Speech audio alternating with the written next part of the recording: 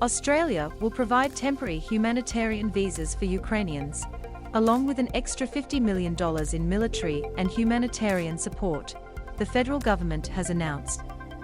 Key points: Ukrainians in Australia can now apply for 3-year temporary protection visas.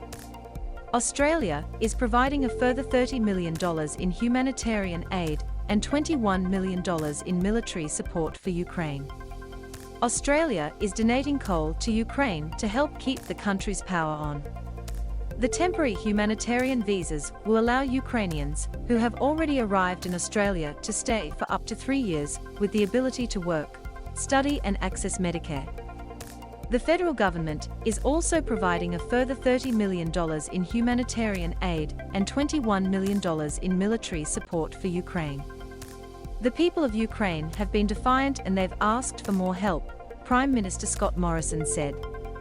Around 5,000 Ukrainians have been granted visas to travel to Australia, including migrant and family reunion visas, as well as student and tourist visas.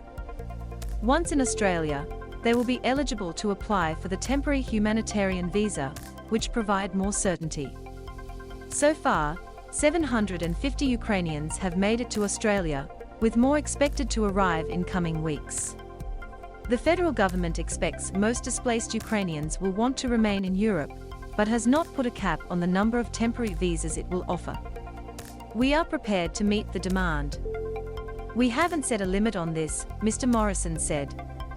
Aluminium or exports to Russia banned. The federal government will also use Australia's wealth of resources to both support Ukraine and sanction Russia. A shipment of at least 70,000 tons of thermal coal will be donated to the Ukrainian government, after a request for supplies to keep coal-fired power generators in the country operating. The Australian government has purchased the coal from resources company Whitehaven, and will cover the expense of shipping it to neighbouring Poland. "This was a request that was made of us, and Australia is in a position to fulfil that request," Mr. Morrison said, noting the coal would arrive in Ukraine in May. "It's our coal. We dug it up, we arranged shipping, we put it on the ship, and we're sending it there to Ukraine to help power up their resistance." Conversely, Australian exports of alumina, bauxite and other aluminium ores to Russia have been banned. Around 20% of Russia's alumina imports come from Australia. It is used to create aluminium for export, and in a wide variety of industrial processes. There was a ship that was due to dock in Australia this week to collect a load of alumina bound for Russia, Mr. Morrison said. "That boat is not going to Russia with our alumina. Australia will donate coal to Ukraine to help keep power generators in the country operating. More weapons and aid for Ukraine. About $21 million of military support is being offered to the Ukrainian armed forces, given their urgent and ongoing need for assistance. It comes after $70 million in military assistance was announced at the beginning of March, which included missiles and weapons.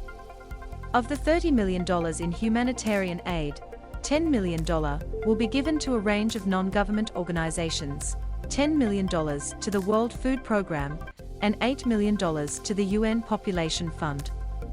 A collective of charities, the Emergency Action Alliance Ukraine Appeal, will receive $2 million. "We have seen the terrible human toll and tragedy as Russia is violating international laws and showing complete disregard for women, children and human life," Finance Minister Simon Birmingham told ABC's Insiders program. "It is why we are standing so strongly with the Ukrainian government and responding specifically to their requests wherever Australia can."